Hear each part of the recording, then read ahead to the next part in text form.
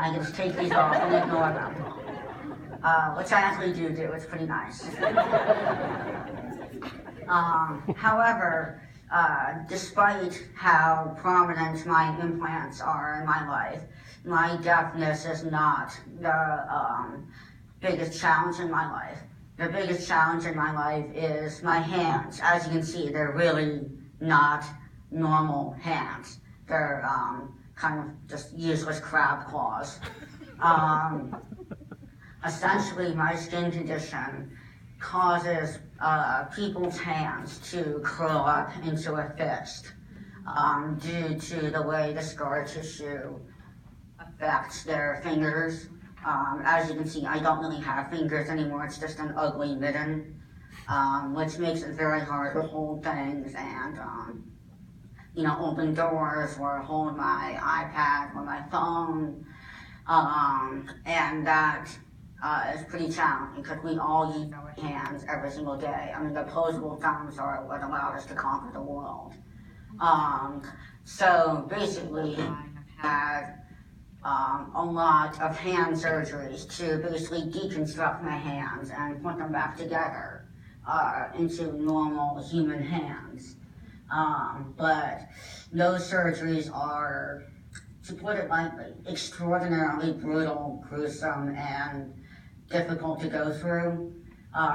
They were very traumatizing, but despite how difficult those surgeries were, I've had about 100 surgeries in my lifetime. I could have had fewer, but I decided to go through with these horrible surgeries because I really like writing and I really like using my iPad and typing, and I really wanted to be able to work and do well in school, and it's kind of hard to do that if you don't have fingers. So that's why I went through about 100 surgeries to make my hands usable. But the thing is, these hand surgeries are always a losing battle because as soon as you get them, your hands start curling back up into a fist. It's always a losing battle. All of EB is. But despite that, I'm not going to let it stop me, even if it means more pain and more doing bandages and all that nasty stuff. Because I really like doing well in classes and I really like writing and doing stuff that you guys can do. Essentially, my skin condition always makes me feel like I'm on fire because I essentially have the genetic equivalent of third-degree burns all over my body. But that pain that I feel is nothing, and this is a cheesy line, but it's nothing compared to the fire of my passion. Cheesy, I know. But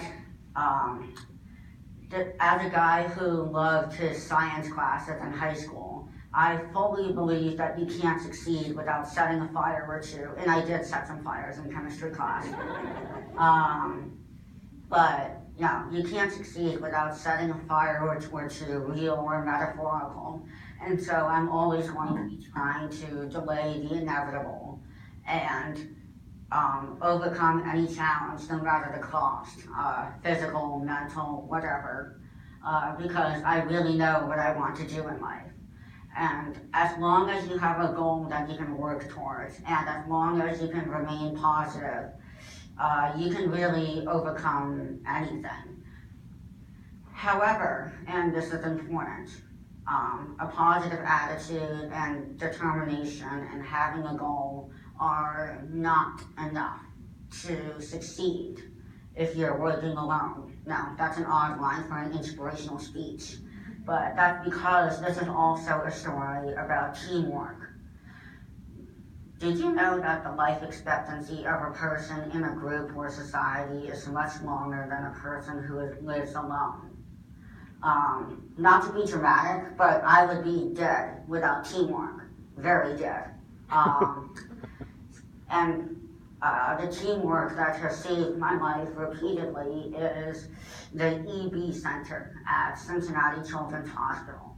Cincinnati Children's Hospital is one of the few hospitals in the world that have a dedicated center devoted to my condition.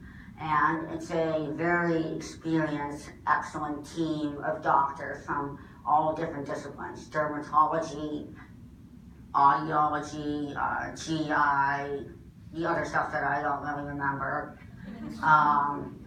But because these doctors with all these different disciplines work together as a team, they all tackle the problem with my condition from different viewpoints, which allows them to catch problems that would have gone unnoticed and would have been very dangerous if they weren't caught early. I've been to a lot of other hospitals that don't work together in teams, and I did not do well at those hospitals, which is why I actually moved back to Cincinnati to work at Cincinnati Children's, because that team at the EB Center is what allowed me and dozens of other people with EB to survive.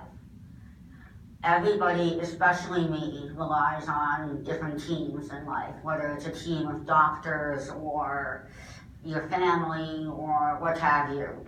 And everybody relies on them, including you guys, not just at work, but at home and life in general.